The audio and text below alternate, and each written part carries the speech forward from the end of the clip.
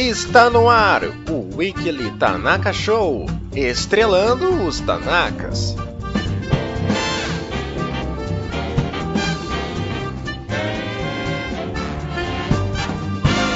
Mais um WTS, e agora a gente vai pela primeira vez dar continuidade a uma série que a gente já começou comentando, que é Lupin The Third, parte 5. Não, é Lupin III, se me permite falar francês, em homenagem à França campeã. Pardon, ma French. O avô do Lupin é francês, o Lupin francês ganhou a Copa do Mundo. Ele roubou a Copa do Mundo.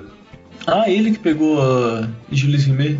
Olha, informação nova pra vocês aqui. Quem roubou a Jules Rimet foi o avô do Lupin. É isto. Isso vai ficar? Não, eu tô meio perdido. Não, vai ficar, sabe por quê?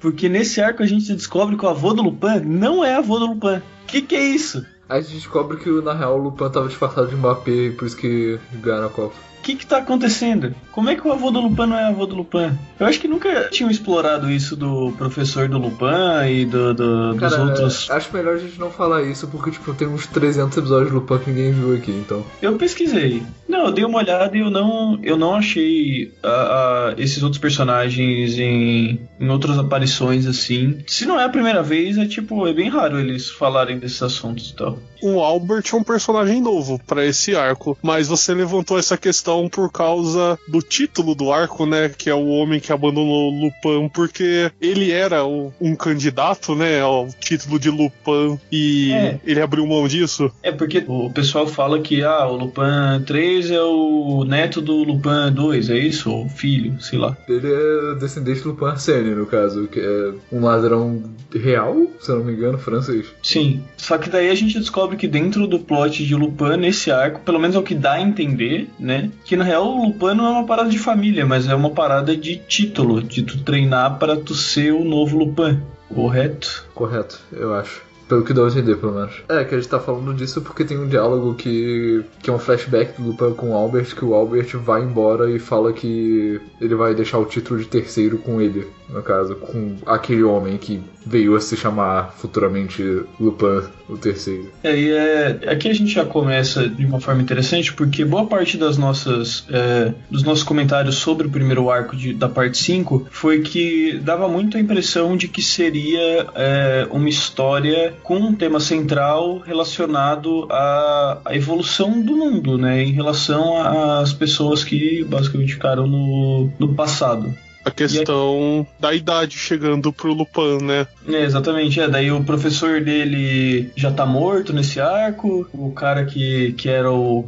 outro candidato ao Lupin volta e tal, tipo, pessoas do passado do Lupin estão voltando tudo e basicamente isso.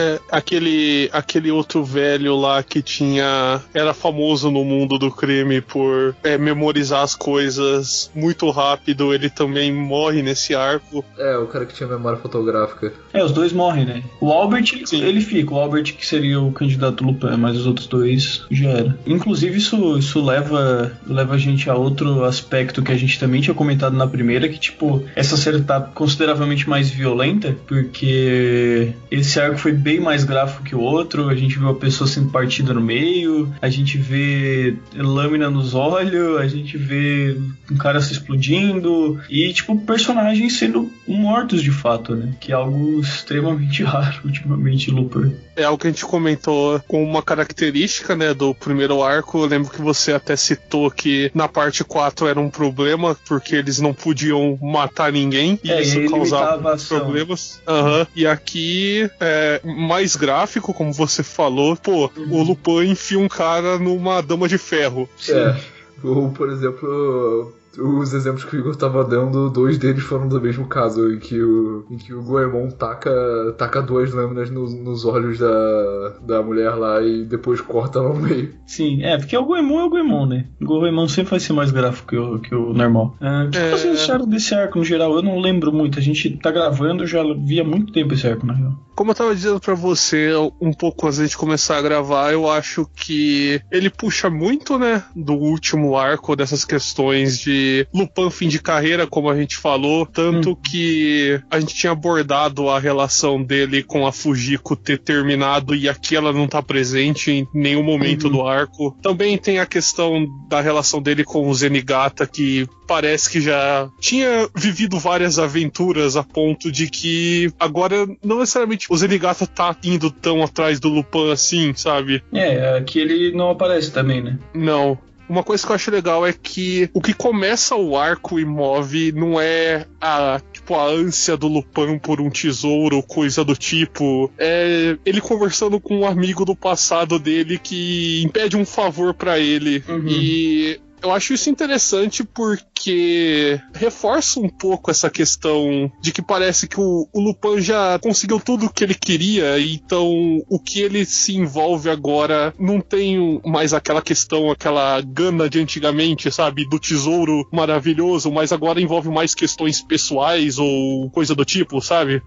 Sim. E outra coisa que também escala bastante nesse arco, que a gente também comentou do primeiro, é que o Lupin parece mais frágil, né? E o Dudu até tinha insistido nesse ponto, não tinha entendido direito porquê, mas porque ele já tinha assistido o segundo arco quando a gente gravou o primeiro e eu não. Mas, tipo, aqui ele de fato perde, ele chega a quase morrer, né? Eu fiquei um pouco chocado, porque, tipo, eu não tenho muita bagagem de Lupin, mas eu acho que ver a imagem do Lupin, a lenda, perdendo assim pra alguém é algo surpreendente, de certa forma. É que Lupin geralmente sempre é retratado como um personagem infalível, que mesmo em situações que ele parece que ele tá na pior, por exemplo, nos episódios clássicos do original, que é o Zenigata consegue prender o Lupin e ele tá na cela esperando o dia que ele vai ser executado, tipo, aí no final dá a volta por cima. Tem um episódio da parte 4 que eu acho que é o mais absurdo disso, que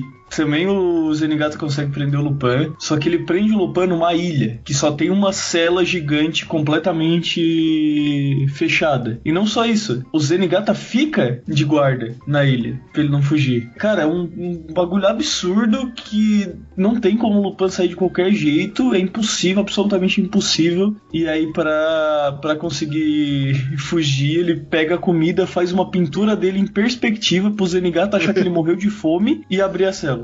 Até no primeiro arco aqui da parte 5, por mais que aqui seja uma pegada um pouco diferente, e o arco em si era de uma escala maior, porque envolvia todo aquele jogo que expunha o Lupin pro mundo inteiro, nas situações mais críticas ele sempre dava a volta por cima de algum jeito. O que a gente chegou a comentar é que antigamente era tipo mais mágico que ele fazia, né? Sim, sim. Tipo, muitas vezes tu não via como ele resolvia, e aí no primeiro arco da parte 5 tu entende muito bem o plano dele, né? E não é nada, oh meu Deus, que magia mirabolante, não sei o quê. Agora, tipo, como o Igor falou, ele é um momento que ele realmente perde, não tem nenhuma pegadinha. Ele toma um tiro e ele quase morre. É isso, sabe? Tipo, não tem nada, não tem a volta por cima ali. Ele tem um plano, ele chega. A gente chega a achar por um momento que ele vai vencer, e daí simplesmente um cara atira nele, tipo. É aquela história. Ele continua um ser humano, né? Se tu der um tiro nele, ele morre. E é bem evidenciado, né, essa questão de que eles constroem o plano do Lupin, tipo, ele trocando a arma, ele olhando pro carro do Albert, só que depois eles fazem o papel oposto, de que o Albert se vira na situação e engana o Lupin, e eu acho que isso deixa mais surpreendente, principalmente naquela cena que ele vai apertar pra explodir o carro e a bomba já tinha sido jogada na água. A bomba explode na água. E essa questão do Lupin ser mais frágil, desde que o nome do Albert aparece pela primeira vez, a gente já vê que o Lupin é afetado de alguma forma. Tanto que o Daisuke fala que o Lupin não tá sendo ele mesmo. E até tem um diálogo dos dois que o Daisuke fala que agora você vai voltar a agir como antigamente, levado pelas emoções. Tu tem já o flashback dele também perdendo pro Albert antigamente. Tu vê eles realmente fudidos, né? O grupo, o Goemon, o Jigen e o Lupin, tipo, todos eles realmente, tipo, acabados e tendo que dividir comida, tá ligado? Que é algo que, porra, como assim? Dividir uma cobra. Exato. Uma coisa que eu gosto bastante nesse arco é como o Lupin e o Albert se veem. Os dois acabam, tipo, tendo um complexo de inferioridade um com o outro. Tipo, o Lupin sempre lembra das memórias em que o Albert se sobressai sobre ele, e o Albert também lembra dos momentos que o Lupin salvou a pele dele. Durante o arco é meio que a escalação do arco, que o Lupin vai deixando isso de lado com o tempo e ele vai se reconectando com o Albert, mas o Albert continua preso naquele passado até o finalzinho do arco. É um dos pontos do personagem, né? Tipo, ele tentou deixar pra trás tudo isso, mas no fundo ele ainda é um ladrão até os ossos, como o Lupin próprio diz. O Albert em si é um personagem bastante interessante, né? Porque tu vê ele, tu acha que ele é tipo o Lupin, só que mais foda que o Lupin, né? E aí, de repente, tu vê que todos os dois ali são frágeis da sua própria maneira, né? Ambos são falíveis, né? E aí tu começa a ver uma forma deles se anularem quase, né? Até o momento que eles chegam e, ao invés de se anular, eles se aliam, né? Exato. Tem a questão da sexualidade. O Albert é gay. De tipo, vocês acham que tinha alguma coisa entre os dois? Alguma tensão ali? Acho que não. Porque o Lupin chega a falar, tipo... então ele gosta dos caras ainda do mesmo jeito que antigamente, não sei o quê. E o cara não é meio parecido com o Lupin, assim. Acho que não. Acho que é mais do fato dele conhecer bastante o Albert e saber... Da mesma relação que ele tem com o Goemon e com o Jigei, no caso. Tipo, ele conhece os dois bastante. Eles moram juntos, basicamente. Eu acho que é essa relação que eles têm. Eu acho uma cena muito engraçada que acontece com os três personagens, o Jigen, o Goemon e com o Albert, que o Lupin demonstra gentileza por eles e cada um fala, tipo, um fala, ver você me tratando assim me deixa com calafrios, daí o outro fala, você me tratando assim me deixa com urticária, daí o outro fala uma outra coisa. Eu acho isso engraçado. E nesse arco a gente não tem só o Lupin 2, né? Studio Announces Lupin 2. A gente tem um outro grupo que é, tipo, também páreo, que coloca o perigo, assim, do arco num outro nível, né? Que eles são os vilões propriamente dito do arco. É o pessoal que tá atrás da Bíblia, que matou o cara lá que o Lupin, o tiozinho do Lupin lá. A gangue do George. O nível de ameaça é bastante grande, né? Porque tu tem 3 núcleos, basicamente. Eu até tava pensando que, tipo... Eles tiveram um tanto certo de trabalho pra quem lidou tão facilmente com os maiores assassinos do planeta no arco anterior. Se bem que eu acho que a dificuldade foi momentânea e claramente o pessoal do time do Lupin era mais forte ou mais inteligente, sabe? Mas foram umas cenas de ação bastante interessantes, né? Aliás, quem que matou o garoto mesmo? Foi o Albert. Além de cegar o garoto, faz questão de pendurar ele com todo o arame dele. Caralho, esse arco é bem gráfico.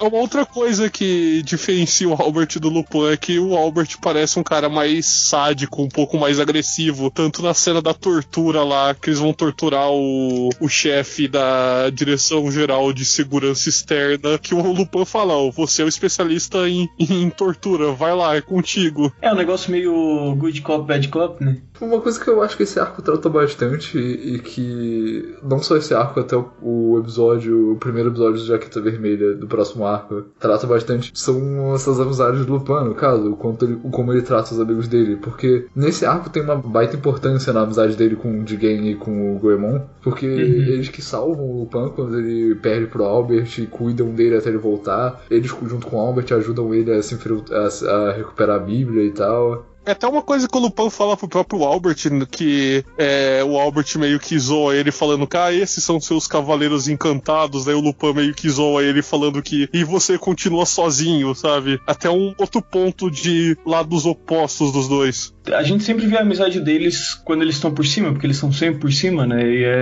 é interessante tu ver quando eles estão por baixo, quando eles precisam se apoiar, né? Porque em geral eles brigam entre si enquanto eles resolvem o problema, né? Mas aqui meio que eles não tinham essa opção, então tu vê esse momento de fragilidade, né? Aquela típica amizade com brigas superficiais que na verdade só mostram quanto as pessoas se conhecem e têm carinho um pelo outro, né? Isso é algo que a gente vê também bastante no primeiro episódio episódio do Jaqueta Vermelha, que é quando eles estão brigando porque termina o arco com eles se vangloriando deles terem feito coisas que a gente não viu, né? Sim, isso. Tipo, nossa, veio aquele tanque, eu não acredito que o Goemon cortou um tanque. Daí depois corta pro presente e eles estão... mas você lembra que você fugiu primeiro, né? Daí, tipo, não, foi você que fugiu. Daí eles começam a discutir, falando que memórias falsas que vocês estão falando, eu lembro de tudo, não é eu que lembro de tudo. Então eu acho que isso é bastante isso. E por falar dos personagens no Goemon e no Daisuke, tipo, uma das coisas características que trouxe nessa parte 5 era a questão da modernização, e eu acho muito legal que eles mantevem aqui, tipo, essa questão da modernidade envolvendo os personagens do Lupin, e a gente vê, por exemplo, o Goemon não conseguindo atender um celular. É verdade. E depois ele tem que pedir pras crianças abrir a mensagem pra ele. Nessa questão de ser meio... dos personagens atuais serem meio retrógradas, ele não tem muito sobre tecnologia nesse arco, mas tem essa cena, né? Que é muito boa, inclusive. E acho que até a série brinca um pouquinho com isso, em coisas do tipo... Olha, o cofre do Mr. B fica atrás de uma passagem secreta de 2 estantes. Daí o Daisuke fala, nossa, que antiquado. Daí chega lá, tipo, tem a entrada também ultra tecnológica que precisa da retina do cara e das impressões digitais. E aí a grande capacidade de mímica do Lupin faz o trabalho, né? Aliás, o Eugênio Bonkoski, tava falando com ele, o Bonkoski não tá acostumado que o Lupin seja mística, não tá acostumado com as capacidades de disfarce do Lupin, sendo que esse é o maior poder dele, eu diria. Acho que é uma característica do treinamento que ele teve, porque o Albert também consegue imitar a voz e disfarçar igual ele, então eu acho que é um resquício do treino dos dois como ladrão. Eu acho engraçado que quando eles estão retornando pra França pra encontrar com o Albert, que eles estão passando pela entrada lá em carro, que o Lupin tá vestido de fazendeiro e o Daisuke tá vestido de redneck, basicamente.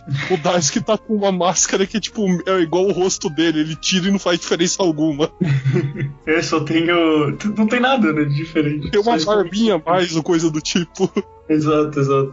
Tem a questão do Black Notebook lá, não sei se vocês querem falar alguma coisa em relação a isso. O Black Notebook, eu fiquei pensando se ele carregaria alguma relação com isso da tecnologia versus um antiquado, já que ele era um livrinho de papel e a gente tava se tratando de uma série que tem toda a questão da modernidade, mas eu não consegui pensar em nenhum ponto.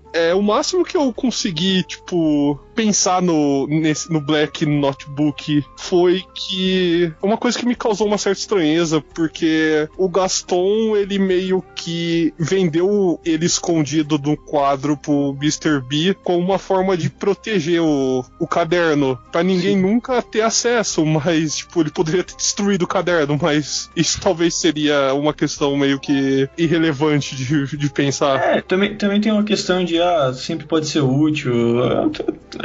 Eu acho que... Justificativos não faltariam, mas eu acho que não compete ao arco, talvez. Não, sim, eu acho que eles justificam depois que, tipo, ali tem informações importantes que um dia elas vão precisar virar público, mas não era naquele momento, sabe?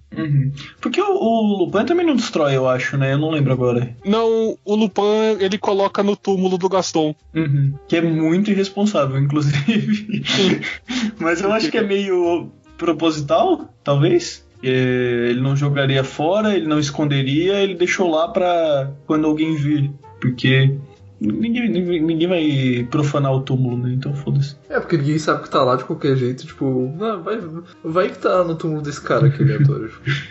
Vocês querem falar dos episódios de Jaqueta Vermelha? Eu acho bem interessante o primeiro episódio do Jaqueta Vermelha, ao contrário do Jaqueta Rosa e do segundo episódio do Jaqueta Vermelha, que é ele começar justamente no presente e puxar uma lembrança. Tipo, ele pega a medalha do Pablo e através dela já puxa o flashback.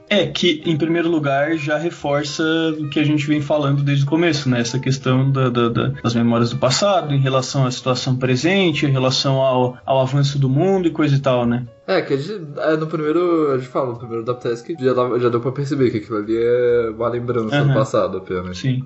E também é interessante porque não só reflete o tema geral da série, como acaba sendo uma camada mais pra esse episódio, né? Porque o próprio medalhão ali do Pablo, tesouro do Pablo ali, né? É isso, né? O Lupin pega aquele negócio como uma memória da paixão do Pablo pelos carros dele, coisa e tal, né? Reforça também, é uma grande aventura e não é nada de valor no final das contas, é mais um valor emocional pra eles, sentimental, do que algo material. Que é o que o Lupin valoriza no final das contas, mesmo quando ele rouba algo que tem valor monetário, é mais pela aventura e pela emoção, né? Então tem essa pegada aí também, né? Tem também troça que, tipo, eu não sei se foi mais longo porque é assim que vai progredindo os arcos ou se porque a parte 2, a saga da Jaqueta Vermelha, é a parte mais adorada de Lupin até hoje, que tem mais fãs geralmente. E também a parte de longe a mais longa, com 155 episódios. Por isso tu disse que tem 2 episódios, é isso? Talvez por isso que tenha 2 episódios. Onde tem uns 2 episódios que o Miyazaki trabalhou solo, tipo, ele trabalhou bastante na parte 1 junto com o Takahata, co-dirigindo. Só que acho que só na parte da segunda que ele começa a ter mais autoridade nos episódios, no caso. No final acaba sendo uma homenagem legal, e é legal que também funciona narrativamente com a parte 5, com essas questões que a gente tá falando aqui. Por exemplo, tipo, a questão da Fujiko Mine, tipo, do romance dela com o Lupin, que você vê nessa troça que, tipo, tá meio que um correndo atrás do outro, só que nem o Lupin não tá indo tão sério atrás dela, e ela também não é uma pessoa que quer fazer aparente o que ela sente, no caso. E, tipo, hoje em dia eles estão mais distantes e essas coisas. É bem parecido com o Jaqueta Rosa em termos de alguns elementos. É um Lupin mais cômico, né? A gente não vê ele com uma carga dramática igual é na parte 5. A gente vê ele mais bobalhão e ele fazendo qualquer coisa por causa de mulher. Sim. E tem essa relação dele com a Fujiko comparado com a relação dele com os amigos dele, né? Eu acho que esse é o episódio que mais chega perto de ser machista, e talvez até seja em certo ponto. Como a gente falou sobre o episódio da Jaqueta Rosa no primeiro podcast, ele mostra um pouco a diferença de como hoje em dia retratam a relação do Lupin com a Fujiko, até a forma como hoje em dia a gente enxerga relações, né? E como o da Jaqueta Rosa enxerga isso de uma forma muito mais inocente e até fora da nossa época, né? É diferente porque é de uma época diferente. E daí, logo, a relação dos dois personagens é diferente.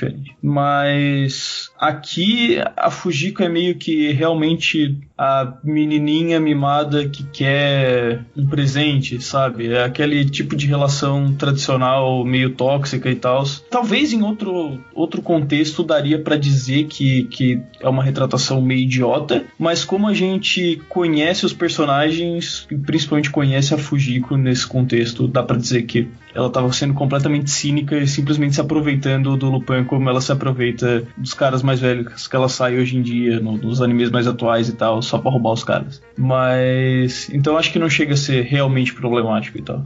Eu não acho que é só isso, porque tipo, não é como se ela só estivesse aproveitando do Lupin através do episódio, porque tem vários momentos que ela fica com inveja dos amigos do Lupin por ele dar mais atenção pra eles do que pra ela, até no final, que tipo, ela fica esperando eles até ele chegar e eles nunca chegam. E quando chegam eles ignoram, e quando o Lupin chega ele ignora ela pra ficar falando com o Goemon e com o Jigen e tal, então não acho que tenha nada disso não. Não, mas justamente isso que eu tô falando, tipo, ela é retratada meio que como uma menininha, mimadinha e não sei o que, blá blá blá. São os estereótipos meio ultrapassados, assim. Mas enfim, no geral eu acho que esse é o episódio mais fraquinho até agora. É difícil dizer porque a maioria dos episódios é dentro de um arco, né? Mas comparado com os outros, eu acho que esse é o menos rico, assim, é mais simplesinho e tal, mas ainda assim funciona. O mais interessante mesmo é essa questão estrutural de colocar uma parada no presente, né? Justamente para reforçar a temática da série até agora. Acho que até, de certa forma, homenagear / brincar com o passado, é a questão de como o Lupin antes acontecia coisas inexplicáveis e até nível sobrenatural e tudo fazia parte de compor a mágica do negócio, sabe? Ah, é. Nossa, colocou muito bem, porque, tipo, é de fato uma realidade mágica, né? Literalmente. É, porque o Lupin disputa um racha com o Pablo Vittar, com o espírito do Pablo Vittar e... Exatamente. E é literalmente o espírito dele, né? Não é, tipo, metafórico, nada. Aquilo realmente é mágico, né? Na prática mesmo. E o Lupin, obviamente, sendo o deus que é, ele já sabia, né?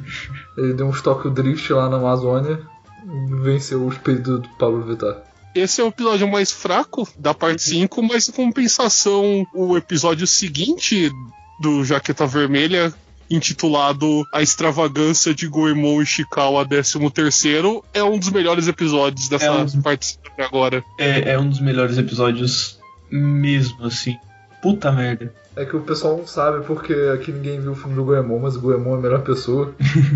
Cara, nossa, eu achei muito lindo, assim, a forma como ele conduz esse episódio, sabe? Tipo, muitas coisas que ele deixa de mostrar propositalmente, muitas coisas que ele mostra. Tipo, deixa eu dar um exemplo aqui pra não ficar muito no papo abstrato, né? Quando ele tá na hospedaria, tipo, a gente nunca vê a mãe do guri, assim. Ela é meio que uma entidade cobradora de dinheiro. Que cobra dinheiro e deixa o Goemon fudido no final.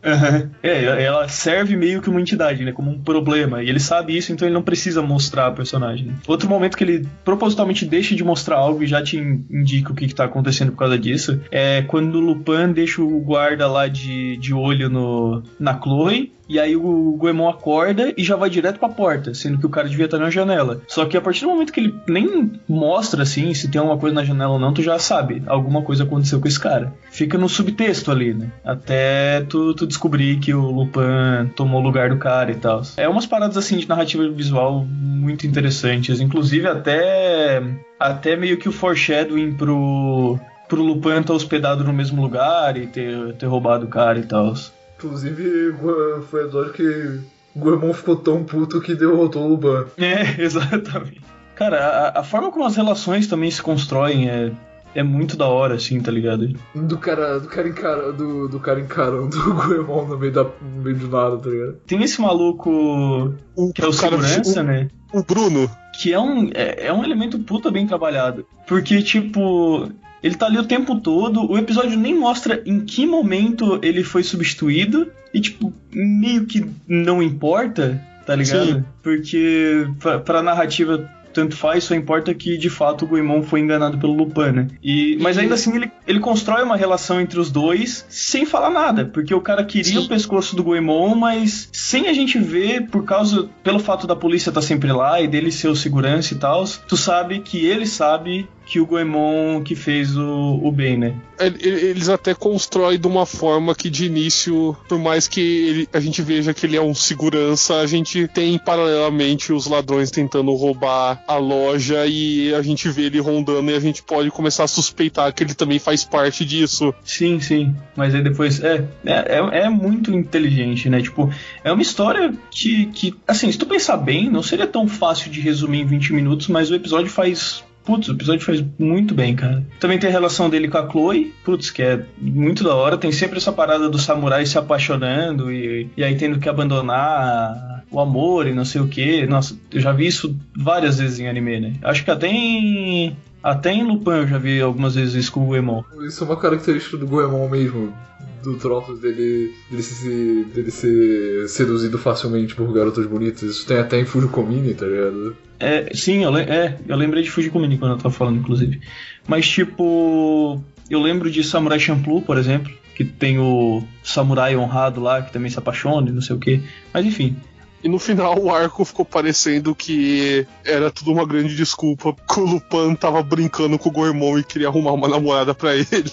Exato. Cara, isso é muito genial, assim. E aí o o comentário do Bruno no final, eles realmente são amigos, sabe? Que maravilhoso, né? Porque tudo que aconteceu ali não era necessário pro objetivo inicial que foi dado pra gente e pro Goemon, né? No final das contas, foi só pra gerar um conflito, e aí tu gerou o conflito, tu estabeleceu muito bem, assim, uma missão pro Goemon, e aí tu faz ele olhar a Chloe, tu faz ele ficar de olho na Chloe, e aí tu faz ele despertar um sentimento de querer proteger ela, né? E nisso criar conexão entre os dois, e aí tu aumenta o conflito com o Lupin vindo e sendo também um problema pro Goemon, e fazendo ele querer ainda mais proteger ela, né? E tudo isso pra nada, só pela situação. Eles até meio que no meio do arco tentam, tipo, o Goemon já começa suspeitando das ações do Lupin. Sim, sim. Tipo, o Lupin tá fazendo isso por causa de alguma mulher. Daí no meio do arco eles tentam justificar pra ti que ele tava mesmo fazendo por causa de uma mulher, que ele queria conquistar uma mulher dando aquele colar pra ela. E no final você sabe que o Lupin já sabia que o colar era falso, era tudo uma desculpa pro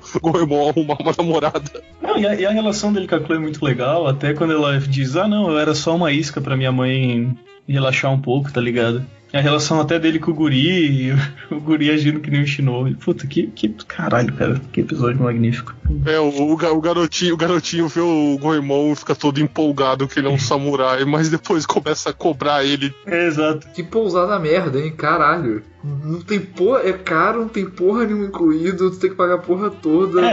Pousada em época de convenção, né? Mas tu vê que o garotinho tem um respeito pelo Goemon, mas apesar disso, mesmo envergonhado de cobrar, ele não deixa de cobrar. E tu vê tudo isso através da caracterização dele, de como ele se move e tal, da animação dele e tal. Achei que episódio magnífico. E a gente sempre vê o time do Lupin fudido, e aqui tá o Goemon cheio da grana, só que toda hora ele acaba perdendo dinheiro a ponto de ficar com nada, e isso servir pra amarrar um pouco mais a relação dele com a Chloe, e dele ficar trabalhando pra ela. De fato. Eu até achei que, pra que serviu essa piada, mas de fato, tem esse propósito. É isso, galera? Acho que é isso. Eu tô curioso pra ver como vai ser o próximo arco, já que a Ami vai voltar, e eu quero ver como vai ser o resgate dela e como eles vão continuar trabalhando esses temas que a gente já citou. Talvez até esse seja o arco mais climático e tal, e depois a gente só tenha mais um arco grande de tipo pós, tá ligado? Porque se for pra separar em 1, 2, 3 atos, esse seu terceiro ato vai fazer muito sentido, tá ligado? Mas enfim, a gente vai ver isso depois no Panta do Caralho. É isso. Sim. Assistam. Não, se a pessoa tá ouvindo é porque ela tá assistindo. A gente não sabe quando vai sair o próximo, porque eu tô pra viajar. Talvez a gente continue gravando quando estiver viajando, talvez não sei. Mas. E a gente não tem nada pra falar por enquanto. Mas vai sair. Eventualmente vai sair um próximo WS, vai ser o próximo Tanaka Sentai. Então se inscreva no feed do Weekly Tanaka Show, do Tanaka Sentai, manda e-mail pra tanakasentai@gmail.com e até a próxima.